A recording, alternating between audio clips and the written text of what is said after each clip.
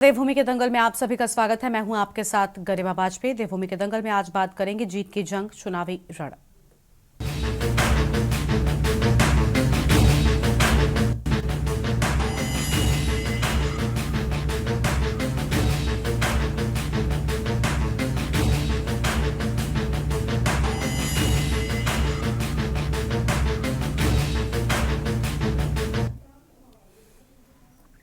उत्तराखंड नगर निकाय चुनाव के लिए नॉमिनेशन के बाद नामांकन पत्रों की स्क्रूटनी का कार्य भी पूरा हो चुका है। अब 23 जनवरी को स्थानीय सरकारों के गठन के लिए निकाय चुनाव के लिए मतदान कराया जाएगा। साथ ही 25 जनवरी को परिणाम घोषित कर निर्वाचित मेयर, चेयरमैन और सभासदों को शपथ दिलाकर कार्यकाल शुरू कराया जाएगा। राज्य के 5 बड़े नगर निगम देहरादून, हल्द्वानी, हरिद्वार, काशीपुर और श्रीनगर में चुनाव गणित बेहद दिलचस्प देखने को मिल सकता है। राज्य के 100 नगर निकायों में चुनाव मैदान में अब तक 5399 प्रत्याशी अपना अपना भाग्य आजमा रहे हैं।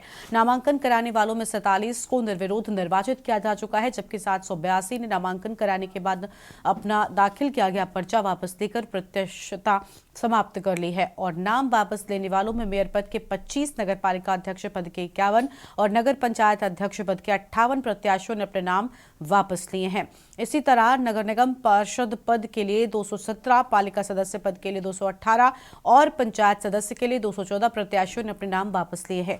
एक नगर पालिका और 2 नगर पंचायतों के अध्यक्ष निर्विरोध निर्वाचित हो चुके हैं। नगर निगमों के 14 पार्षद, नगर पालिका के 20 वार्ड सदस्य और नगर पंचायतों के 10 वार्ड सदस्य भी निर्विरोध निर्वाचित किए जा चुके हैं। अब चुनावी दंगल में आरोप प्रत्यारोप का सिलसिला लगातार जारी है।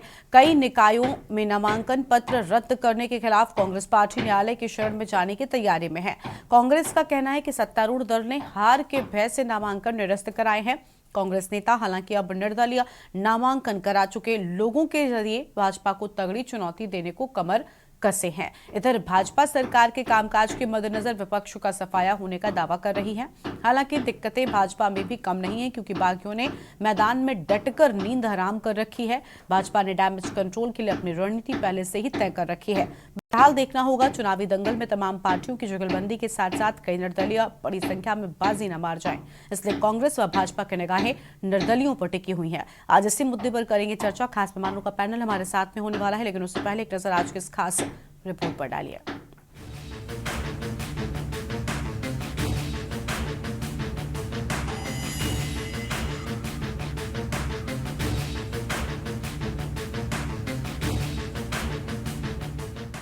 उत्तराखंड चुनाव के इस दंगल में भाजपा का मानना है कि वो पहले से ही अपनी तैयारी करके बैठी है, तो वहीं अब भाजपा के सुर भी फुल कॉन्फिडेंस में नजर आ रहे हैं। भाजपा का मानना है कि हम लोगों की तैयारी पहले से ही दुरुस्त है। तैयारी की जरूरत सिर्फ विपक्षी को है, जो चुनाव से 2 दिन पहले अपनी जीत का दावा करते हैं। झूठे आरोपों को लगाकर जनता को गुमराह कर रहे हैं।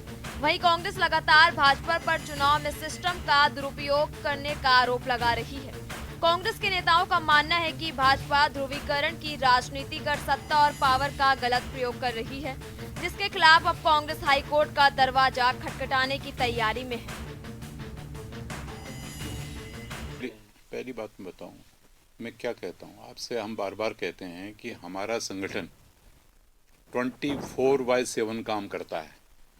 हम जब 4 दिन चुनाव के बच जाते हैं तब कागज लेके नहीं जाते हैं। जब मतदाता सूचियां बन रही थी, मतदाता सूचियों में एक एक नाम को एक एक बूथ पे जाकर के हमारा कार्यकर्ता चेक कर रहा था। कहाँ थी कांग्रेस उस समय? कहीं देखा आपने सोशल मीडिया में कांग्रेस को काम करते हुए? बीजेपी दिख रही थी ना। तो अब जब उनके प्रत्याशियों की ये स्थिति है कि अब एक लोहाघाट का प्रकरण है उनका, गिरधर सिंह जी वाला, उसमें कांग्रेस के प्रत्याशी का नाम ही नहीं है सूची में। क्या नाम भाजपा ने कटवाया क्या?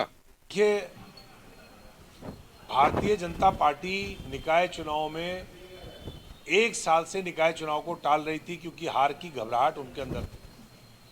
1 साल से हम लगातार, जब कार्यकाल समाप्त हुआ पूरे राज्य भर के निकायों का, हम मांग कर रहे थे कि चुनाव कराएं। 1 साल तक चुनाव नहीं कराए गए। हम बार बार कह रहे थे कि हार के डर से चुनाव नहीं करवा रहे हैं, और अब ये बात साबित हो गई है।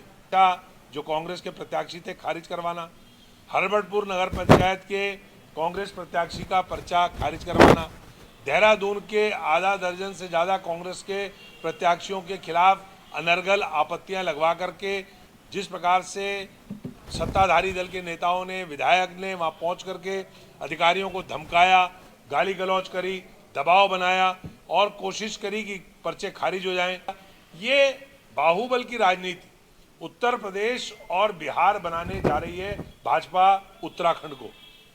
एक तरफ जिनको पार्टी से टिकट नहीं मिला वो बागी निर्दलीय इस चुनावी अखाड़े में उतरे हैं, जिन पर राजनीतिक पार्टियों ने जीत का दांव खेला है। वहीं मैदान में उतरे हैं सभी दलों के प्रत्याशी अपनी अपनी जीत का दावा कर रहे हैं और पूर्व में रहे कामों की आलोचना करते हुए नए विकास के आयाम और जनता की बातों को प्राथमिकता से लेते हुए कार्य करने का वादा कर रहे हैं। भारतीय जनता पार्टी के कार्यकर्ताओं में खासा उत्साह है, जो यहाँ देखने में आपको नजर भी आ रहा है। तमाम मातृशक्ति भारतीय जनता पार्टी के सब वरिष्ठ जन, समस्त युवा साथी, समस्त यहाँ पर लोग मौजूद हैं। आज यहाँ पार्टी कार्यक्रम जो कार्यालय है उसका यहाँ पर शिलान्यास हुआ है। निश्चित तौर पे भारतीय जनता पार्टी के कार्यकर्ता समाज के सारे वर्गों में जाएंगे। यहाँ पर अपने भूतपूर्व सैनिक बड़ी संख्या में मौजूद हैं। यहाँ पर अपने युवा साथी है, मातृशक्ति है, वरिष्ठ जन है, तमाम बहुत बड़ी संख्या में यहाँ पे समाज के सारे वर्ग मौजूद हैं और भारतीय जनता पार्टी की जीत निश्चित करने के लिए समस्त कार्यकर्ताओं ने यहाँ पे प्रण लिया है। देखिए, सबसे पहले तो मैं उत्तराखंड के शहीद उनको नमन करता हूं और पार्टी शीर्ष नेतृत्व का भी मैं धन्यवाद करना चाहता हूं कि उन्होंने एक आंदोलनकारी और जिन्होंने संघर्ष किया उत्तराखंड निर्माण करने के लिए और उस ऐसे प्रत्याशी को उन्होंने मेयर का टिकट दिया है। मैं पार्टी की तरफ से पार्टी को भी धन्यवाद करना चाहता हूँ। और दूसरा, जो आज की स्थिति में शहर की जो स्थिति आज जो ट्रैफिक सबसे बड़ी समस्या बनती जा रही है, ट्रैफिक को लेके काम किया जाएगा। दूसरा, पॉलीथीन जो मुक्त देहरादून बनाया जाएगा और दूसरा ये है कि जो स्मार्ट सिटी के नाम पे इन लोगों ने जो खड्डे खोदे हैं उसे भरने का मैं प्रयास करूंगा और 5 साल में लगभग 10 लाख पेड़ जो लगाने का है और उनको जीवित रखने का भी 70% कार्य किया जाएगा। कि देखिए, यहाँ पर राष्ट्रीय पार्टियाँ खासकर 2 हैं जो हम भारतीय जनता पार्टी और कांग्रेस पार्टी को मानते हैं। तो टक्कर का ये नहीं होता। देखो, मैं तो सैनिक हूँ।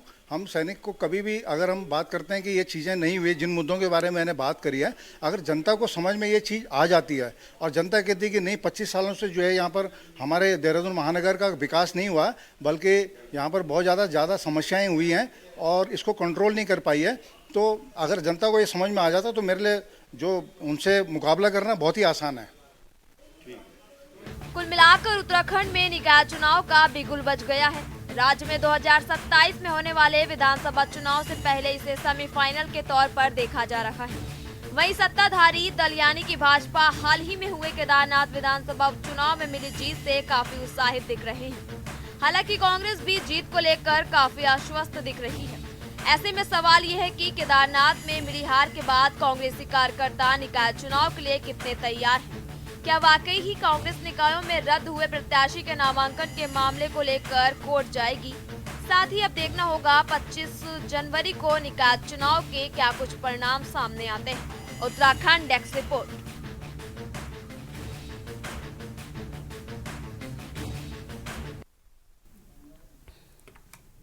देवभूमि के दंगल में आज इसी मुद्दे पर हम करेंगे विस्तार से चर्चा। खास मेहमानों का पैनल हमारे साथ में जुड़ रहा है। प्रभा बंधुनी जी हमारे साथ में है, प्रदेश प्रवक्ता है भारतीय जनता पार्टी की ओर से। प्रतिभा सिंह जी हैं, प्रदेश प्रवक्ता कांग्रेस पार्टी की ओर से। और हमारे साथ में पीसी थपलियाल साहब वरिष्ठ नेता हैं यूकेडी की ओर से। दीपक मलिक जी समाज सेवी हैं। अभी थोड़ी ही देर में हमारे साथ में मनोज डैनी जी भी जुड़ेंगे और प्रतिमा जी जुड़ेंगी। मनोज जी राजनीतिक विश्लेषक हैं, उनके साथ में भी चर्चा करेंगे। फिलहाल आप सभी मेहमानों का बहुत बहुत स्वागत। चर्चा में आगे बढ़ेंगे। सबसे पहले प्रभा जी का रुख करेंगे। प्रभा जी, अब निकाय बिल्कुल नजदीक है, जिसको लेकर बहुत सारे सवाल उठे, आपसे भी पूछे गए। खासतौर पर सत्ता में बैठी बीजेपी ही जवाबदेह थी और कांग्रेस पार्टी लगातार इस मुद्दे को उठा रही थी। लेकिन अब बात तैयारियों की हो रही है, क्योंकि अधिकांश जगहों पर जो मुकाबला है वो बहुत दिलचस्प होता जा रहा है। एक तो इतनी देरी से चुनाव हुए और उसके बाद अब बीजेपी की कितनी तैयारी है अपनी जीत को लेकर, कितना आश्वस्त बीजेपी नजर आ रही है निकाय चुनावों में?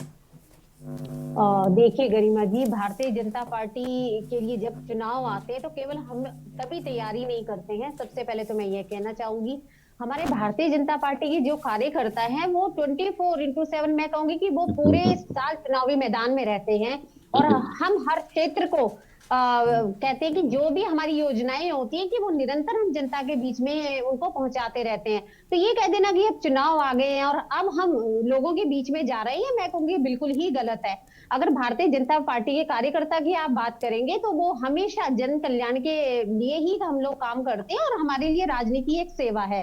तो अब ये अगर चुनाव आ गए हैं तो हमारे को, हम पहले भी यही कहते आ रहे थे कि चुनाव तो होने चाहिए और ये तो एक प्रक्रिया है, नगर निकाय के चुनाव होने जा रहे हैं, तो इसमें निस्संदेह भारतीय जनता पार्टी अपने कार्यकर्ताओं के साथ चुनावी मैदान में। और आज जिस प्रकार से हम विपक्ष की स्थिति देख रहे हैं, चुनाव सर पर है, लेकिन आज भी उनके खेमे में देख लीजिए, हम पूरे बार यही बात करते रहते हैं कि वहां भी अंतरकलह गुटबाजी नहीं थम रही है। फिर वो कह रहे हैं कि हम चुनावी मैदान में है। तो भारतीय जनता पार्टी का तो कार्यकर्ता हो, हमारे शीर्ष नेतृत्व हो, तो अब हम चुनावी मैदान में डटे हुए और हमें किसी भी प्रकार का कोई, हम तो कह रहे हैं जल्दी से जल्दी, हमने कहा था कि चुनाव होने चाहिए, ये हमारी बहुत पहले से ही मांग थी, क्योंकि हम जनता के बीच में निरंतर कार्य कर रहे हैं। तो ये तो विपक्ष को सोचना पड़ेगा कि अब उनका क्या होगा। जिस प्रकार से आप घटनाक्रम देख रहे होंगे कि आज चुनाव सिर पर खड़े हैं, लेकिन उनकी अपनी अंतरकलह और गुटबाजी ही कम नहीं हो रही है। ठीक है, हमारे साथ में कांग्रेस पार्टी के प्रवक्ता फिलहाल नहीं है, उनसे हम जवाब जरूर लेंगे कि आखिर क्यों कांग्रेस पार्टी के अंतर्कलह जो है वो उसका सामना कर रहे हैं और कैसे निपटेंगे। इन बात के चुनावों में भी देखना बहुत अहम होगा। फिलहाल थपलियाल साहब का रुख कर लेते हैं। थपलियाल साहब, 23 जनवरी को निकाय मतदान की तैयारी है और अब आखिरकार जो इंतजार था वो पूरी तरीके से खत्म हो चुका है, लेकिन इस बार निकायों में जब आम जनता अपने आसपास की समस्याओं को ध्यान में रखकर वोट करती है, अपने आसपास की सड़कों के बारे में देखती है, पानी की व्यवस्था कैसी है, बिजली की व्यवस्था कैसी है, इन चीजों को वो ध्यान में रखती है, क्योंकि ये कोई राष्ट्रीय चुनाव नहीं होता, राष्ट्रीय मुद्दा नहीं होता। तब लग रहा है कि क्या बीजेपी मजबूत नजर आएगी, क्योंकि निकायों को लेकर हमेशा से बीजेपी के साथ ये रहा कि बीजेपी डर रही है निकाय से, क्योंकि उसने स्थानीय स्तर पर उतना काम नहीं किया, शायद सड़कें उतनी बेहतर नहीं हो पाई। लेकिन अभी फिलहाल क्या लग रहा है कि क्या बीजेपी की स्थिति ठीक नजर आ रही है आपको?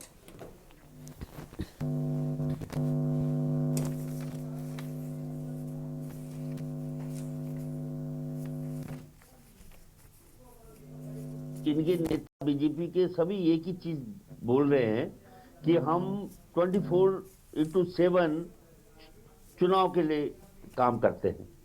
यानी इनका एक मकसद रह गया है चुनाव, और चुनाव में जो कोई भी हथकंडे हैं उनसे ये पीछे नहीं हटते। ये सत्य है कि इनको जन मुद्दों से कुछ लेना देना है ही नहीं। इन्होंने रणनीति क्या अपनाती है कि पूरे पहले एक सपोज करो गामा जी को रखा, गामा जी ने दोनों हाथों से पूरा यहां पे लूट मचाई। हम सब जानते रहे, चिल्लाते रहे कि कितना भ्रष्टाचार देहरादून के निगम में हुआ, सारी उत्तराखंड की जनता ने देखा। और हम वो चुनाव होते ही चेहरा बदलकर ये जनता को भुलवाना चाहते हैं कि जैसे इन्होंने कुछ किया ही नहीं। इन्होंने 11 के 11 निगमों में सारे नए चेहरे डाल दिए। ऐसे ही मुख्यमंत्री के लिए भी करते हैं। जब इन्होंने देखा कि एक मुख्यमंत्री का बदनाम हो गया तो दूसरा चेहरा बदल देते हैं। तो चेहरा बदलना इनकी वही 24/7 वाली रणनीति का हिस्सा है। आज देहरादून जैसे निगम में एक अनुभवहीन उम्मीदवार देना इस राज्य के लिए दुर्भाग्य है। देहरादून एक पढ़ा लिखा लोगों का शहर है। ये शहर वो नहीं है। पहले तुमने एक कैसे गामा दिया था, हम जानते हैं कि गामा जी कितने पढ़े थे। धर्मनगरी ऋषिकेश में देखो, इनका उम्मीदवार 8वीं पास है। देखिए आप, धर्मनगरी ऋषिकेश का मेयर 8वीं पास होगा। शर्म आ रही है हमें कि हम किन लोगों पर विश्वास कर रहे हैं और आज नीच कर विश्वास कर रहे हैं। और जनता को उम्मीदवारों की जो क्वालिटेटिव है वो दिखाई नहीं दे रहा। आज क्वालिटेटिव लीडरशिप को पैंतोड़ में कर दिया है भारतीय जनता पार्टी ने और जनता ने। इन्होंने संपूर्ण जनता को, ये साइकोलॉजिस्ट लोगों की बड़ी टीम है इनके पास, इन्होंने सबको डिजिटल अरेस्ट कर दिया है जनता को। जनता सोच समझ ये बंद कर दिया है भारतीय जनता पार्टी के डिजिटल अरेस्ट ने। हम खाली ये सोच रहे हैं कि ये कैसे मतलब धड़ल्ले से बोल रहे हैं, शर्म भी नहीं आ रही। 24/7 हम चुनाव के लिए काम करते हैं। अरे तुम 24/7 जरा जनता के लिए काम करके दिखाओ ना। तो आज अगर जनता के लिए काम करते होते तो आज उत्तराखंड की तस्वीर बदल दी होती। आज जिस तरह से उत्तराखंड को हमेशा, इनका पहला मुख्यमंत्री जो कोश्यारी जी या वो आए थे, उन्होंने भी हमें हवा में गुब्बारे उड़ाए, ऊर्जा प्रदेश। और वर्तमान मुख्यमंत्री भी गुब्बारे उड़ाता है। कभी बोलता है खेल भूमि, मैं देवभूमि को खेल भूमि बनाऊंगा। कभी बोलता है कि मैं कृषि आप पर जनता विश्वास क्यों नहीं करती है? आप भी तो चुनावी मैदान में उतरते हैं ना। मैं आपसे एक प्रश्न कर सकती हूँ क्या? आपको ऐसा नहीं है जनता ने मौका नहीं दिया था? आप इस बात से मना नहीं कर सकते हो। जब भारतीय जनता पार्टी पहली सरकार तो यहाँ कांग्रेस की बनी, दूसरी जब बीजेपी की सरकार बनी तो आपके भी विधायक आए थे, तो वो विधायक जाके सत्तारूढ़ कांग्रेस की गोदी में क्यों बैठ गए? क्या आप कल बात कर रहे थे मेरे साथ कि हमारे पास ऐसी विचारधारा है, तो वो लोगों को आपकी विचारधारा से क्यों वो सहमत नहीं हुए आपके विधायक, और वो दूसरी पार्टी में चले गए? तो कहीं ना कहीं कमी है ना आपकी विचारधारा में, या नहीं, कोई कमी नहीं है मैडम। आपको बहुत पढ़ी लिखी महिला है, आपको ये नहीं मालूम है तुम्हारा उत्तराखंड माफियों के शिकंजे में है। धनबल के आले सब आज पूरे जो बुद्धिजीवी हैं तुम्हारी पार्टी में भी, भारतीय जनता पार्टी में भी हाशिए में जा चुके हैं। ठीक है प्रभा जी उनको कंप्लीट करने दीजिए, आप अपनी बारी में बोलेगा मैडम। ठीक है, अगर आपको कुछ काउंटर करना है उसे लिख कर रखिए। थपलाल साहब आप कंप्लीट करिए, बीच में कोई नहीं बोलेगा। मैं ये बोल रहा हूं कि जिस पार्टी में सारे बुद्धिजीवियों को हाशिए में डाल दिया गया हो, मेरे को दुख होता है कि उत्तराखंड आंदोलन के सिपाही था रविंद्र जुगरान, एक योग्य नेता था रविंद्र जुगरान, उसको हाशिए में डाल दिया इस भारतीय जनता पार्टी ने। मैं सल्यूट करता हूं भारतीय कांग्रेस को कि जिसने की एक आंदोलनकारी को आगे किया, क्योंकि यही वीरेंद्र पोखरियाल उस समय आंदोलन में हमारे साथ कंधे से कंधा मिला रहा था और रविंद्र जुगरान का लक्ष्मण बनकर पृथक राज्य उत्तराखंड की लड़ाई लड़ रहा था। लेकिन आज रविंद्र जुगरान भारतीय जनता पार्टी ने कचरे में डाल दिया है। तो क्या कैसे होगा? इनका जिस तरह से हथकंडे, जिस तरह से धन बल के माध्यम से ये अपने को जितवाते हैं, जनता नहीं देती, जितवाती इनको, इनके जितवाते हैं अपने को। इनका मुख्यमंत्री हारा, उसको तुम्हारा जितवा दिया और रख दिया हमारे सिर पे। ये है हाल भारतीय जनता पार्टी का। भारतीय जनता पार्टी एक गैंग बन गई है, गैंग। इसलिए इस गैंग के साथ जो मुद्दे हैं, मुद्दों की लड़ाई नहीं लड़ी जा सकती। ये महिला है भारतीय जनता पार्टी की प्रवक्ता, इनको पूछो कि अंकिता इनके सीने में है कि नहीं है, अंकिता को न्याय मिलना चाहिए कि नहीं मिलना चाहिए, कुछ नहीं मालूम। मिलना चाहिए। किसने बोला कि नहीं? ठीक है प्रभा जी, तुमने अंकिता को सूर्यास्त के बाद जलाया था। प्रभा जी आपको अगर जवाब देना है, कुछ कहना है तो आप उसको लिख कर रखिए, आप अपनी बारी में जवाब दीजिए। ऐसे अगर आप सबके बीच में बोलेंगी तो फिर कैसे चलेगा? चलिए ठीक है, हमारे साथ में कांग्रेस पार्टी की प्रवक्ता भी प्रतिभा सिंह जी जुड़ चुके हैं, स्वागत आपका भी। लेकिन उससे पहले दीपक मलिक जी का रुख कर लेंगे, समाज सेवी हैं। दीपक जी आपके पास ही आ रहे हैं सर। दीपक जी अब बोलिए, आप क्या सही प्रत्याशियों का चयन किया गया है? इसके पहले भी जो मेयर थे उनको लेकर जिस तरीके की घटनाएं हुई, जो चीजें सामने आई, उसके बाद ये सब क्या कुछ है फिलहाल? देखिएगा, सबसे बड़ी बात है कि महानगर को जो दो मेयर प्रत्याशी मिल रहे हैं युवा, अब कोई भी उनमें से सिलेक्ट होता है, पोखरियाल जी हो सिलेक्ट या थपलियाल जी, दोनों युवा चेहरे हैं। अब इनकी मेरिट्स देखना वो तो बड़ा लंबा विषय हो जाएगा। पोखरियाल जी जहां पर डीएवी कॉलेज के अध्यक्ष भी रहे हैं, छात्र संघ के वरिष्ठ राज्य आंदोलनकारी भी रहे हैं, और सौरभ थपलियाल जी जो हैं ये डीएवी कॉलेज जैसे प्रतिष्ठित जो कॉलेज है, अपने आप में एक बड़ी यूनिवर्सिटी से कम नहीं माना जाता ये कॉलेज, उसके छात्र संघ के ये भी अध्यक्ष रहे हैं। और दोनों पार्टियां इस समय जी जान से चुनाव में जुटी हुई है, लेकिन जो अंतर कला है ना, ये दोनों तरफ बहुत भारी आ रही है। अंतर कलह है। जो प्रत्याशी मैं देख रहा हूं, कहने को तो कहते हैं हम बड़े भारी देशभक्त राष्ट्रवादी पार्टी के हैं, 4-4 बार सभासद बन जाते हैं, 5वीं बार फिर आ जाते हैं, अरे मुझे टिकट नहीं दिया।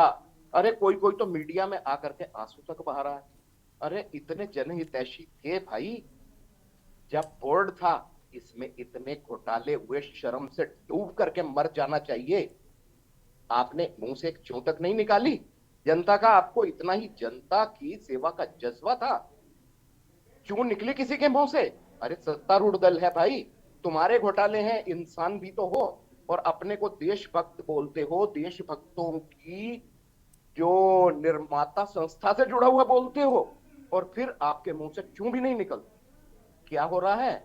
अब दोनों प्रत्याशी हैं, दोनों को एक प्रण लेना चाहिए। क्या जो पिछले बोर्ड में और उससे पिछले बोर्ड में घोटाले हुए, मैं नाम लूंगा तो लंबे हो जाएंगे, चमोली जी के टाइम का जो मुझे घोटाले, तो वहां भी कई हुए। मेन घोटाला खड़े हुए जो निष्प्रयोज्य ट्रक थे, उनके नाम के टायर मंगाए गए और खपा दिए। कोविड के जैसे दौर में हाइपोक्लोराइड जो ये सैनिटाइजेशन में यूज होता है, वो मार्केट से 5-5 गुना 6-6 गुना दरों पर खरीदा गया नगर निगम देहरादून में। स्वच्छता समितियों के आपके घोटाले हैं। अरे भाई कुछ तो, और स्मार्ट सिटी पूछिए मत, अंधी भाए कुत्ते खाए वाले हाल। उसमें क्या यूज हो रहा है? सड़कों को खोद डाला, कहीं कुछ कर डाला, शहर को रंगाई पोताई कर दी। अरे जनता के टैक्स का पैसा है, इसकी बंदर बांट कैसे? अभी तक कोई एक एफआईआर दर्ज की गई है नगर निगम के पुराने बोर्ड में हुए घोटालों में? पुराने मेयर हैं, उनका नाम भी कई जगह जुड़ रहा है। वो तो खैर हम उम्मीद ही नहीं करते कि ईडी, सीबीआई, इनकम टैक्स, कोई उन जैसे और भी लोग बहुत सारे हैं, इनकी तरफ कोई देखेगा। अब बोला जाएगा हमें न्यायिक प्रक्रिया है। अरे एफआईआर दर्ज हुई है, न्यायिक प्रक्रिया का तो आप तब रोना रोएंगे, पहले एफआईआर दर्ज कराइए। ये मुद्दा कोई तो उठाए, नगर निगम में जो भयावह भ्रष्टाचार किया गया। और जहां तक कांग्रेस की हम बात करें, वो तो जिम्मेदार विपक्ष की भूमिका भी नहीं निभा पा रहे हैं। उनके तो अपने संगठन में मैं देख रहा हूं वरिष्ठ नेता, मेरी वाइफ को टिकट नहीं मिला, मेरे बंदे को टिकट नहीं मिला, मैं तो छोड़ के जा रहा हूं, आंसू बहा रहे हैं। अरे पार्टी ने आपको दर्जा राज्य मंत्री बनाया, पता नहीं क्या क्या बनाया। अगर ऐसा ही चलता रहा तो कांग्रेस का तो मैं बता रहा हूं कि भाई राम भरोसे है पार्टी। अगर कांग्रेस कहीं ज्यादा खुशफहमी में है तो ये खुशफहमी दूर कर देनी चाहिए, जनता के बीच में रहिए। जो कांग्रेस कोई केदारनाथ का चुनाव नहीं ढंग से लड़ रही, कोई चुनाव नहीं, मेयर का भी नहीं, इसके नेताओं को तो मेन चिंता है 2027 में कौन बनेगा मुख्यमंत्री। जो 5-6 चेहरे हैं ना, उनको उसकी ज्यादा चिंता है। ये कहां से जिम्मेदार विपक्ष बनेंगे? इनकी तो दौड़ वो है कौन बनेगा मुख्यमंत्री, 27 की चिंता अभी से है। कोई तो सोच रहा है चल यार मैं ना बना, मैं अपने लड़के को एडजस्ट कर दूं, लड़की को एडजस्ट कर दूं, और कोई कह रहा है मेरे में क्या कमी है। अरे भाई आज की चिंता कीजिए, अन्यथा आप चुनाव लड़ने लायक ही नहीं बचेंगे। तो ये कहिए कांग्रेस में नए चेहरे आने जो लगे हैं, चलिए अब मेयर के लिए हैं जो भी हैं, तो थोड़ा शुभ संकेत है, लेकिन स्थिति वहां भी अच्छी नहीं है। अभी जैसे कि बोला गया अंकिता भंडारी के लिए, अंकिता भंडारी को बेटी बता रहे हैं आप लोग। आपके संगठन में किसी ने अंकिता भंडारी के हत्यारे और उसके पिता के लिए एक पोस्ट लिखी है? मुझे दिखाइए। मैं मानता हूं इतना भय का माहौल, अरे मैंने उसके फादर के लिए कुछ लिख दिया, कहीं मेरी पोस्ट ना चली जाए, सुबह मुझे हाईकमान इश्यू ना कर दे कोई दिखाइए। संघ हो, बीजेपी हो, विश्व हिंदू परिषद हो, एबीवीपी हो, सबके मुंह पर ताले। अंकिता भंडारी का जहां पर मतलब जो एक तरीके से अपराध का प्लेस था, उसमें आग किसने लगाई, बुलडोजर किसने चलाया? आज तक वो एक यक्ष प्रश्न बना हुआ है, किसी के मुंह पर जवाब नहीं। अगर आप भी बोले उसमें, कहने को तो आप प्रवक्ता हैं बीजेपी से, मॉर्निंग तक आपसे भी सवाल जवाब हो जाएगा, पोस्ट का क्या हाल होगा मैं नहीं जानता। ये क्लियर बोल रहा हूं, अगर आपने कुछ किया अंकिता भंडारी के लिए तो मुझे बताइए, और वो वीआईपी कौन था अंकिता भंडारी के? ठीक है, देखिए वो एक कर रहे हैं। अंकिता मामले के लेकर अकेले बातों के, लेकिन फिलहाल आपने जो निकाय की बात कही कि दोनों ही पार्टियों में उतनी ही समस्याएं हैं अंदर कलह की जितना उसमें नजर आ रहा है, तो ये देखना बहुत अहम होगा। इस पर चर्चा आगे बढ़ाएंगे, फिलहाल एक छोटे से ब्रेक के लिए यहाँ पर रुकते हैं, जल्द लौटेंगे। ब्रेक के बाद देवभूमि के दंगल में आप सभी का स्वागत है। हम चर्चा कर रहे हैं निकाय चुनाव को लेकर। हमारे साथ में खास मेहमान लगातार बने हुए प्रतिमा सिंह जी के साथ में इस बार शुरुआत करेंगे, प्रदेश प्रवक्ता कांग्रेस पार्टी की ओर से। बहुत स्वागत मैम आपका। प्रतिमा जी, कांग्रेस पार्टी की स्थिति बहुत खराब है, खासतौर पर इंटरनल कांग्रेस पार्टी की अगर हम बात करें मैम। हर एक चुनाव में, ये बहुत छोटा चुनाव है जिस लिहाज से जितने बड़े चुनाव आपकी पार्टी ने फिलहाल देख लिए, अगर उसके मुकाबले हम देखें लोकसभा विधानसभा अब निकाय पर आ गए हैं, लेकिन चुनाव कोई भी हो कांग्रेस पार्टी की समस्याएं नहीं बदलती हैं, वो जस की तस रहती हैं। नेता बस वही है ना कि अपनी अपनी धुन में सब लगे हुए हैं, कोई बड़ा नेतृत्व नहीं है, कोई बड़ा मैनेजमेंट नहीं है, कोई अनुशासन नहीं है। ऐसा लगता है पार्टी में सब बिखर गया है।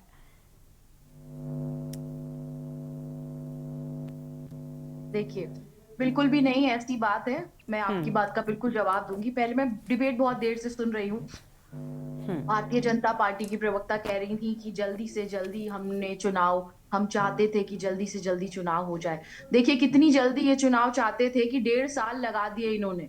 प्रवर समिति का कार्यकाल बढ़ाते चले गए। जब हाई कोर्ट ने लताड़ लगाई, और एक नहीं 2 बार लगाई, उसके बावजूद भी इन्होंने हाई कोर्ट की अवमानना करने का कार्य किया। उन्होंने कहा था अक्टूबर तक आप अपना चुनाव जो है संपन्न कराने का कार्य करें, तो इन्होंने इतनी जल्दी की कि हाई कोर्ट तक को इंटरवीन करना पड़ा और इनको लताड़ लगानी पड़ी।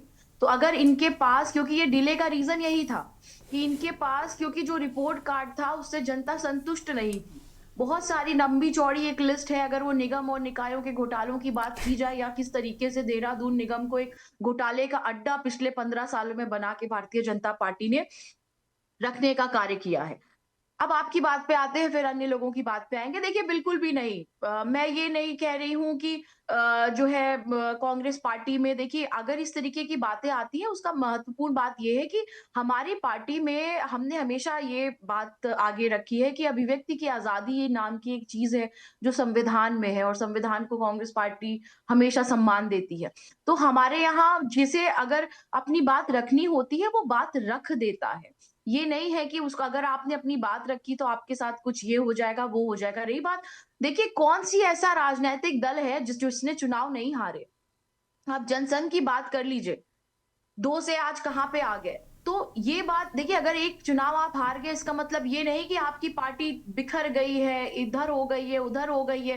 केदारनाथ सबको याद है, लेकिन केदारनाथ से पहले बद्रीनाथ और मंगलौर आप भूल गए। वो भी बाई इलेक्शन था, और वो बाई इलेक्शन कांग्रेस पार्टी ने एकजुटता के साथ लड़ा और उसको जीतने का कार्य किया।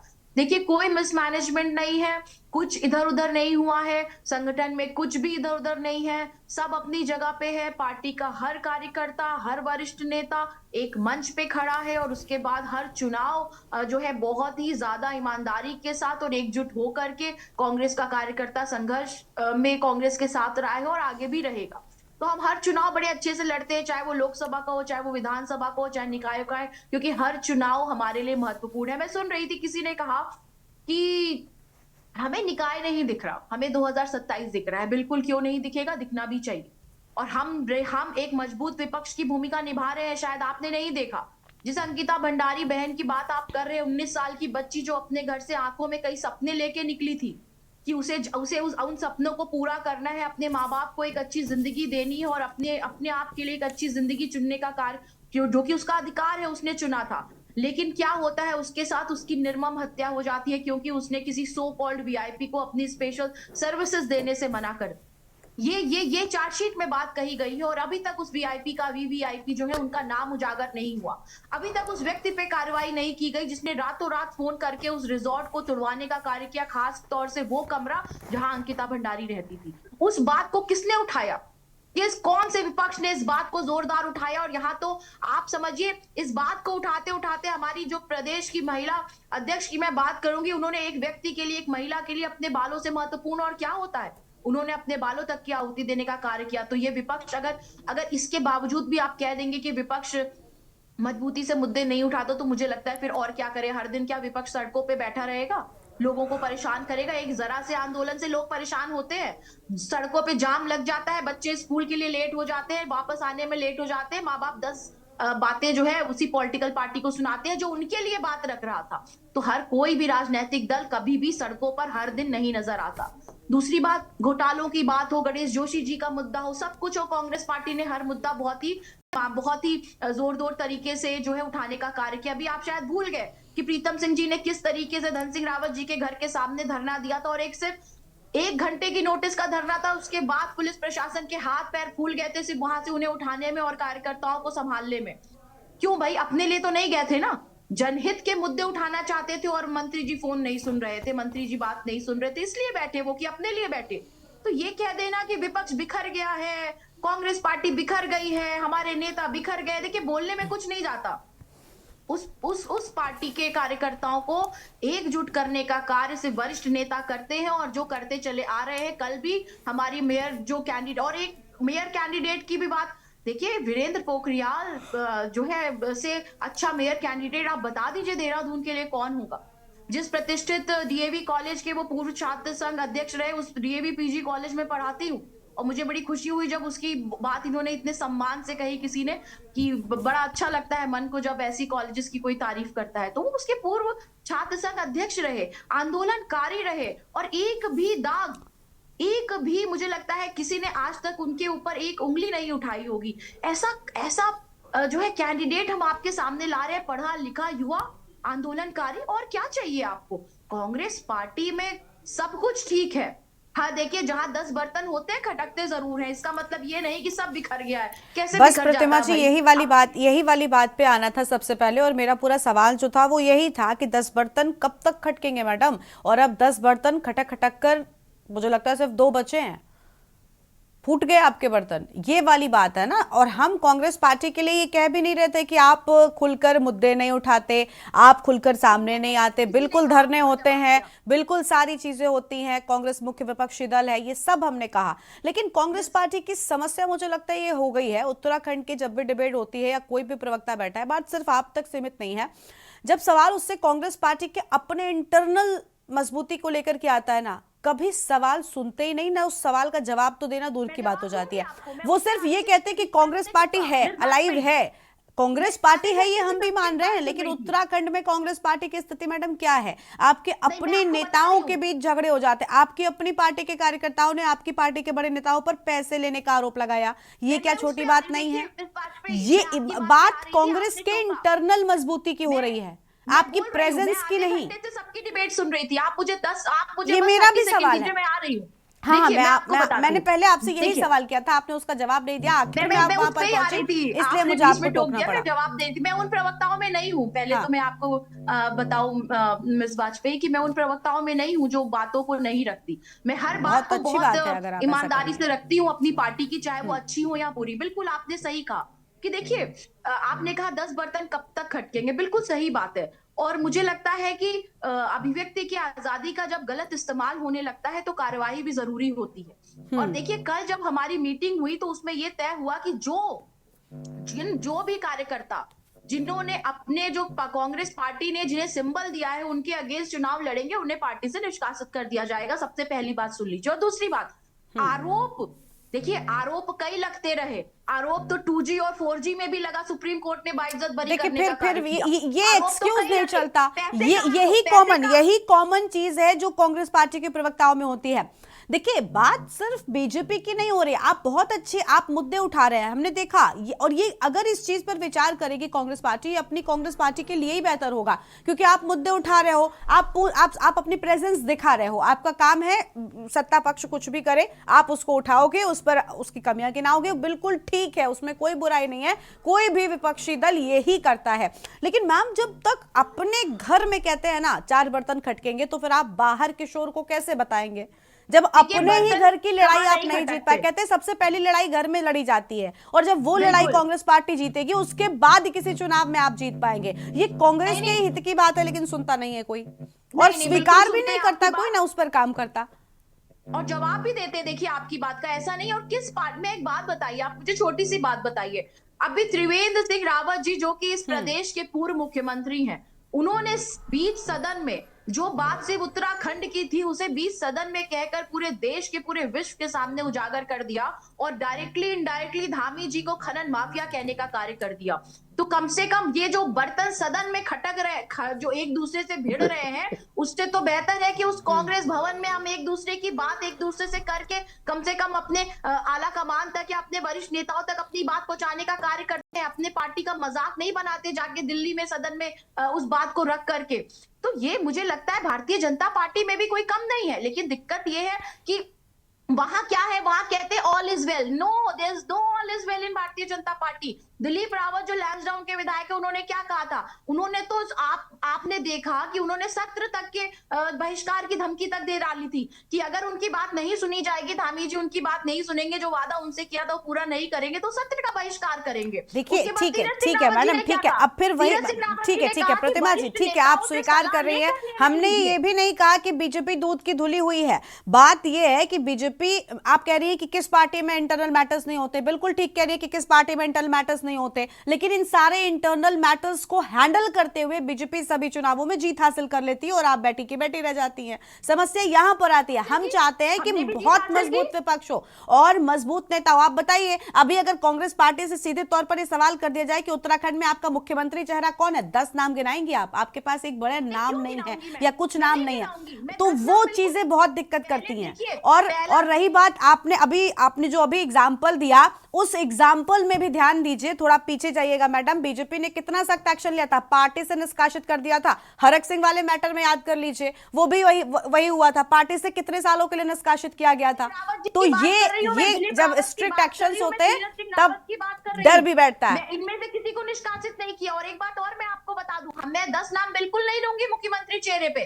पहला ध्येय होगा विधानसभा चुनाव जीतना, उसके बाद जो वरिष्ठ नेताओं का पैनल तो जनता के बीच चेहरा भी जाता है ना मैडम, जनता के बीच तो जाता है। जनता तो इसी साइकोलॉजी पर काम करती है। हारे हुए व्यक्ति को आला कमान नहीं तो बनाया भाजपा के, किया इन्होंने बनाया। आपसी सहमति से तो धामी जी भी नहीं बने थे। अगर आपसी सहमति से बनते तो जीते हुए विधायकों के बीच से हारे हुए विधायक को कैसे बना दिया मुख्यमंत्री? तो देखिए, हर फैसले, चाहे भारतीय जनता पार्टी हो चाहे कांग्रेस पार्टी हो, जब मुख्यमंत्री पद की बात आती है तो दिल्ली से ही होते हैं। यहाँ के पैनल जाते हैं। देखिए सब कुल मिलाकर मैडम, अगर कांग्रेस पार्टी इस वाले पॉइंट पर काम करेगी तो उससे फायदा बीजेपी का नहीं होना है, उससे फायदा भी कांग्रेस का ही होना है। तो अगर उस पर काम होगा तो बेहतर होगा। और रही बात आप हारे हुए मुख्यमंत्री की कर रही है, तो देखिए हारा हुआ मुख्यमंत्री क्यों, जीता हुआ मुख्यमंत्री वो हारे, लेकिन बावजूद इसके, अगर मैं मान लेती हूं कि विधायकों की मंजूरी नहीं रही होगी, लेकिन बावजूद इसके कभी आपने कोई शिकायत पार्टी के इंटरनल मैटर से नहीं सुनी होगी। ये होता है दल का मजबूत होना मैडम। वो लूप होल्स कुछ भी करे, वो लूप होल्स कुछ भी करे, वो आपके ऊपर है, आपकी राजनीतिक कौशलता है कि आप अपने पार्टी में किसे मुख्यमंत्री बनाना चाहते, किस तरीके से आप उसे मुख्यमंत्री बनाते। दोबारा उपचुनाव में क्या पुष्कर सिंह धामी जीते नहीं थे, उसके बाद भी बने मुख्यमंत्री, कोई सवाल नहीं, कोई उस पर कोई कटाक्ष नहीं। आपके पार्टी में नेता जीत भी जाएगा तब भी 10 आप ही की पार्टी के नेता खड़े हो जाएंगे कि ऐसा कैसे। और वो हुआ, करण महारा, हरीश रावत, ये सब क्या कितना खुलकर 2 गुटों में राजनीति हो रही थी, उसका नुकसान किसी और ने नहीं उठाया, आपके अपने दल ने उठाया। हम चाहते हैं बहुत मजबूत कांग्रेस हो ताकि बीजेपी को टक्कर दे सके। अगर विपक्ष मजबूत होता है ना मैडम, सरकार को डर रहता है। देखिए विपक्ष मजबूत ना होता, मैं आपको एक बात बताऊं मिस वाजपेयी, विपक्ष मजबूत ना होता तो भारतीय जनता पार्टी को 1.5 साल ना लग जाते अपने आप को राजी करने में कि चलो अब तो निगम चुनाव करा दें। तो विपक्ष चुनाव तो होने ही थे। हम बिल्कुल ठीक है, आपने बहुत अच्छी इस पूरे मामले में भूमिका निभाई। कांग्रेस लगातार निकाय पर सवाल करती रही, हमने बहुत से डिबेट्स कर डाली, लेकिन अब हम उस चीज पर आ गए। ठीक है, अब क्या मैडम, 1.5 साल से हम भी चर्चा कर रहे हैं कि भाई प्रशासकों के हवाले क्यों चल रहा है निकाय, अब तो चुनाव होने चाहिए, हम भी चर्चा कर रहे हैं। आप ही की तरह अलग अलग प्रवक्ता बैठते, चर्चा होती रहती है, लेकिन अब इसके बाद क्या? अब चुनाव हो गए, आखिरकार वो चर्चा का मुद्दा खत्म हो गया, नया मुद्दा आ गया कि अब चुनाव की तारीखें आ गई, अब चुनाव होगा। लेकिन अब इस सब चुनाव के बाद में कांग्रेस कैसा परफॉर्म करेगी, कांग्रेस की नजर सिर्फ उस पर होनी चाहिए। चुनाव 1.5 साल बाद हो, 2 साल बाद हो या 10 साल बाद हो, मेन होती है परफॉर्मेंस एक राजनीतिक दल के लिए, उसको बेहतर करिए। ठीक है, चलिए आपके पास में लौटेंगे, दीपक जी का रुख कर लेते हैं। दीपक जी, ऐसा है ना कि जैसे कांग्रेस के लिए बोला गया, कांग्रेस में दीपक जी आप थोड़ा सा अगर लाउड बोलेंगे तो आपकी आवाज अच्छी आएगी। जी, अब आ रही है? हाँ बोलिए सर। हाँ, ऐसा है कि देखिए ठीक है, आंतरिक लोकतंत्र हर पार्टी के लिए जरूरी है, लेकिन चुनाव से पहले जिन लोगों को देखिए कि जिन्होंने, जिसे डेमोक्रेसी की वैसे ये वर्ड वैसे यूज नहीं करता, लेकिन ये बोले ही जाते हैं, जो मलाईदार पदों पर रहे हैं, दर्जा राज्य मंत्री रहे, पार्टी के वरिष्ठ पोस्टों पर रहे, अगर माना एक टिकट नहीं मिला, इलेक्शन से पहले मैं रिजाइन कर रहा हूं, मैं वो कर रहा हूं, मैं ये कर रहा हूं, ये बड़े लेवल पर केवल कांग्रेस में हो रहा है, बीजेपी में हो रहा है, वो छोटे लेवल पर, लेकिन इतने बड़े लेवल पर जो हो रहा है, निसंदेह अगर कांग्रेस नहीं संभलती है नहीं तो दीपक जी, लोग थोड़ा सा तो टोकूंगी, थोड़ा उठाना ही सा है। मेरी भी बात जोड़ते जाइए। हो बीजेपी में भी रहा है, सबसे बड़ी बात ये, और ये बहुत, छोटे ये लेवल। राजनीति नहीं है, ये दल की मजबूती की बात है। ये होता बीजेपी में भी है, बशर्ते ऐसा लगता है या ऐसा मैसेज जाता है बाहर खुलकर। थपलियाल साहब भी इस बात से सहमत होंगे कि होता जरूर है, लेकिन उनके पास हैंडल करने की एक अलग क्षमता होती है। उनके जो गाइडलाइंस है वो बहुत एकदम क्लियर टर्म्स कंडीशंस पर काम करते हैं सर, ये चीज कांग्रेस जैसे पार्टी कि नहीं कर पाती। घोटाले हैं, नगर निगम में घोटाले हुए, मेरा बोलना है कि कांग्रेस के भी तो वहां पर सभासद काफी सारे थे, उन्होंने आवाज उठाई। स्वच्छता समितियों में 60 करोड़ रुपए का घोटाला बोला जा रहा है, टेंडर का, होल्डिंग टेंडर का घोटाला बोला जा रहा है। अरे कोई नहीं सुनता, नगर निगम के बाहर ताला लगाइए ना, लेट जाइए कि हमारे ऊपर से कोई निकल कर अंदर जाएगा, बाहर आएगा, जब तक कि एफआईआर दर्ज नहीं होती। लेकिन उन्होंने क्या किया? इसका मतलब है कि मिली जुली सरकार नगर निगम में चलती रही है। इस बारे में चाहे कांग्रेस हो चाहे बीजेपी, बीजेपी का तो काम है क्योंकि उनका दल वहां पर रहा है, उनको तो उन घोटालों का जिक्र करते ही वो तो उसे राष्ट्रीय मुद्दों पर आ जाएंगे, जी कांग्रेस ने वो किया, ये किया, हम ये कर रहे हैं, हम वो कर रहे हैं, घोटालों पर कोई ध्यान नहीं देंगे। वो तो एक बहती गंगा बन चुकी है घोटाले करना, और उसमें उस पर बोलेंगे, पार्टी प्रवक्ताओं के ऊपर हाईकमान ऊपर से कस देगा, यार तुमने कैसे बोल दिया। लेकिन विपक्ष का काम तो था, विपक्ष ने नगर निगम में क्या कोई आवाज उठाई घोटालों की? पिछले 5 साल 10 साल में नहीं उठाई। क्यों नहीं उठाई? वो मजबूरी समझ सकते हैं, अगर ये मजबूरी है। इसी तरीके से कांग्रेस के तो जो इसमें देहरादून नगर निगम में नेता प्रतिपक्ष थे, वो भी इलेक्शन पिछले इसमें अभी लोकसभा चुनाव में वो भी पलट करके सत्तारूढ़ दल के साथ चले गए। तो फिर वो क्या करेंगे? ये तो मिली पार्टी सरकार है जी। मैं तो, और अच्छा चलिए अगर बीजेपी की हम बात करें तो क्या कर रहे हैं, गलियों में दिल्ली सरकार की आबकारी की पॉलिसी ठीक नहीं है। अरे आप लोगों ने तो गलियों में मॉडल शॉप्स खुला डाली हैं शराब की। अभी पीछे मैं एक न्यूज पढ़ रहा था, वाइन टूरिज्म स्टेट में लाया जाएगा। अरे जब कांग्रेस की गवर्नमेंट थी उस टाइम पर एक शराब फैक्ट्री की बात हो रही थी पहाड़ पर, आप लोगों ने देवभूमि की संस्कृति का हनन हो रहा है वो, और आप इसे वाइन टूरिज्म का स्टेट बनाएंगे। अरे भाई हमारा सर शर्म से झुक गया ये बातें सुनकर, जब हम और देखते हैं ना गलियों में मॉडल शॉप्स आपने खुलवा दी हैं। ये देवभूमि का कल्चर है, शर्म आनी चाहिए, शर्म अगर हो तो। ये मुद्दे आप कहेंगे नगर निगम के नहीं है, अरे वो दुकानें भी तो नगर निगम में ही खुल रही हैं। अगर ये कर रहे हैं तो कांग्रेस ने विरोध क्यों नहीं कर दिया इन मुद्दों का? मुद्दा हम दे रहे हैं, हम विपक्ष हैं क्या? मुद्दे हम दे रहे हैं, बताइए। ठीक है, ठीक है सर। प्रतिमा जी कुछ कह रही है, जल्दी से मैम, थोड़ा सा फिर थपलियाल साहब को सुनिए। हाँ बिल्कुल, बस 10 सेकंड लूंगी। देखिए, जिन घोटालों की आप निगम की बात कर रहे हैं और ये कह रहे हैं कि कांग्रेस पार्टी ने क्या किया, तो एक बात आपको आपके संज्ञान में लाना चाहूंगी, ये जो होर्डिंग्स और यूनिकॉर्न घोटालों की बात, ये जो जनता के सामने आई है ना, ये आरटीआई के माध्यम से आई है। और वो आरटीआई, आपको बताना चाहती हूँ कि वो आरटीआई कांग्रेस के ही नेता ने डाली थी, और उनको ही रिप्लाई में जब आया तो उसके बाद जो घोटाले का खुलासा हुआ, और उसके बाद उन्होंने प्रेस कॉन्फ्रेंस भी की। और सफाई कर्मचारी, सुन लीजिए, स्वच्छता समिति की जो बात है, तो स्वच्छता समिति का घोटाला भी उजागर तब हुआ जब कांग्रेस के कुछ पार्षदों ने वहां पे हंगामा किया। तो ये मत कहिए, देखिए कुछ लोग होते हैं, इतना करते हैं, इतना गाते हैं। कांग्रेस पार्टी जनता के मुद्दों को उठाने में भरोसा रखती है, जनता का काम होना चाहिए। आज इस देश में अगर आरटीआई के माध्यम से आप भ्रष्टाचार को उजागर कर पा रहे हैं, तो वो भी आपको मानना पड़ेगा कि कांग्रेस पार्टी की देन है, स्वर्गीय डॉक्टर मनमोहन सिंह जी की देन है। हम यही तो चाहते हैं कि जनता ने आपको विपक्ष बनाया है, तो जिम्मेदार मजबूत विपक्ष हम बनिए। हमेशा से एक जिम्मेदार विपक्ष की भूमिका निभाते रहे हैं और जब नहीं जब निभा पा रहे सरकार हैं। ने अपने दायित्वों को भूली है, हमने बिल्कुल। सरकार को उसके दायित्वों के निर्वहन के लिए उनको याद दिलाया है, चाहे वो सड़क पे याद दिलाना पड़े, चाहे वो सदन में याद दिलाना पड़े, हर जगह याद दिलाने का कार्य किया। और एक बात और आपको बताना चाहूंगी कि कांग्रेस पार्टी मजबूती से चुनाव लड़ रही है और जहां जहां भी जा रही है वहां पे उन्हें जन समर्थन जो मिल रहा है, चाहे वो एक आप हमारे पार्षदों के या हमारे मेयर कैंडिडेट के नॉमिनेशन में ही देख लीजिए, कार्यकर्ताओं के साथ साथ आम जनमानस भी था। आप आने वाले 25 तारीख को जब हम यहाँ बैठेंगे तो आप देखिएगा बहुत अच्छे नंबर्स में कांग्रेस पार्टी के पार्षद भी आएंगे और कांग्रेस पार्टी का मेयर प्रत्याशी भी विजयी होके आएगा। ठीक है हमारी मैम, आप शुभकामनाएं थपलियाल साहब आपके को सुन साथ लेते हैं, हैं। मजबूती से रहिए। थपलियाल साहब, देखिए जो भारतीय जनता पार्टी और कांग्रेस है, ये एक सिक्के के दो पहलू बने हैं इस राज्य के लिए, क्योंकि दोनों ने बारी बारी से इस राज्य में बिल्कुल। सत्ता की है, शासन किया है, और दोनों में कोई ये नहीं बता सकता, इनका प्रवक्ता, कि कौन सा एक मुख्यमंत्री रहा होगा जो इस थपलियाल जी, राज्य को दोनों ही पार्टी दशा के दे। साथ आपने भी दोनों पार्टी के साथ हिस्सेदारी की है सरकार में, आपने क्यों नहीं उठाए जनहित के मुद्दे? ठीक है मैडम प्रतिमा जी, अब मैं आपके बीच में नहीं बोला, उनको सुन लीजिए। मैडम मैं आपके बीच में नहीं बोला, प्रतिमा जी, मैं आपके बीच में नहीं बोला। प्रतिमा जी शांत हो जाइए। ठीक है सर, आप बोलिए बोलिए आप।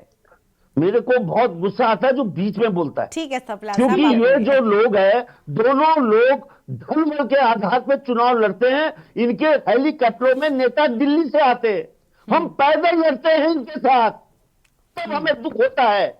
हम राज्य की लड़ाई गुंडों के बल पे लड़ते हैं।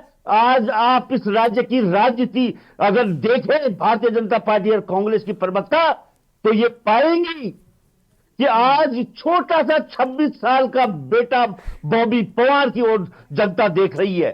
जब उसने टीवी संजय चेत्र से चुनाव लड़ा तो पहाड़ ने इनके नेता को तीसरे नंबर पे धकेल दिया, कांग्रेस को। और जहां ये प्रीतम सिंह का गढ़ मानते हैं, उस चक्रोता में 21,000 वोट से लीड किया उस कांग्रेस से ये हमारा 26 साल का बेटा। आज 26 साल के बेटे ने इस राज्य के सत्तासीन लोगों के मुंह से मुकुट्टा उतार दिया जब ये नौकरियां बेच रहे थे। ये कांग्रेस चुप रही, इनको पता नहीं है कि किस तरह से इस राज्य में नौकरियों की लड़ाई और बेरोजगारों की लड़ाई किसने लड़ी। क्या कांग्रेस लड़ती दिखती है कहीं? आज वो लड़का जेल में जाना पड़ा उसको।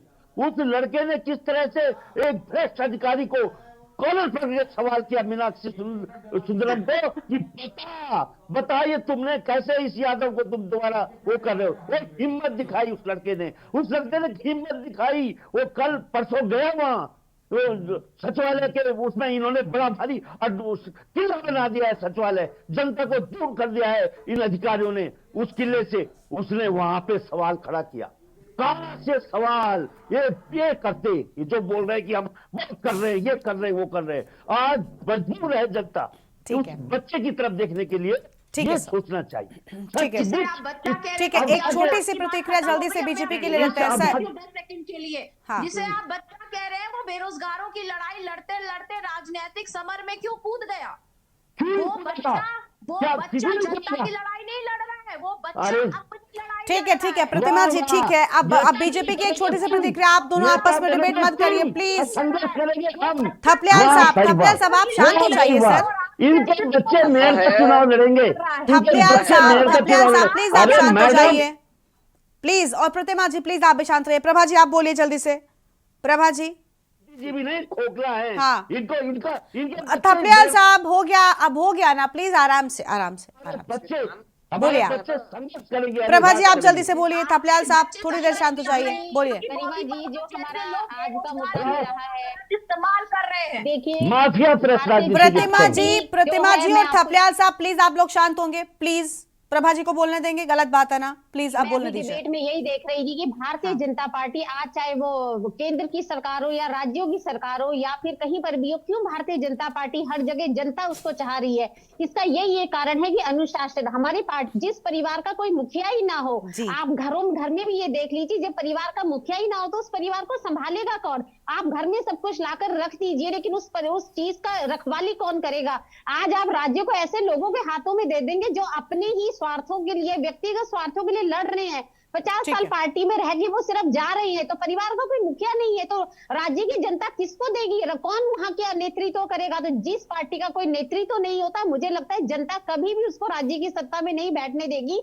और जहां तक रहे बार बार अनुभवहीन, अगर ये बोल सकते हैं कि बॉबी कुमार अनुभव वाला है, तो क्या सौरभ थपलियाल अनुभव नहीं प्रभा जी, बार-बार देखिए थपलियाल जी कहते हैं, सारी बातें कितने एक तरफ ठीक है। हमने कांग्रेस के भविष्य को लेकर थोड़ी चर्चा ज्यादा कर ली, उनको ज्यादा वक्त दिया। प्रतिमा जी देर से आई थी, लेकिन इसका मतलब ये नहीं है कि बीजेपी में सारी चीजें मजबूत हैं। ठीक है, वोट प्रतिशत भी कई चुनावों में हमने देखा भारतीय जनता पार्टी का गिरा कई जगहों पर अलग अलग। ठीक है, आप सीटों के लिहाज से अगर हम देखें, आप आगे निकले, उनसे आप जीते। और रही बात बद्रीनाथ, मंगलौर भी बहुत दूर नहीं गया है, वहां पर भी हमने देखा कि कहीं ना कहीं हार का सामना करना पड़ा था। तो बिल्कुल उस चीज पर मत जाइए कि अगर हम कांग्रेस पर आज चर्चा करने लग गए तो बीजेपी में सब ठीक है।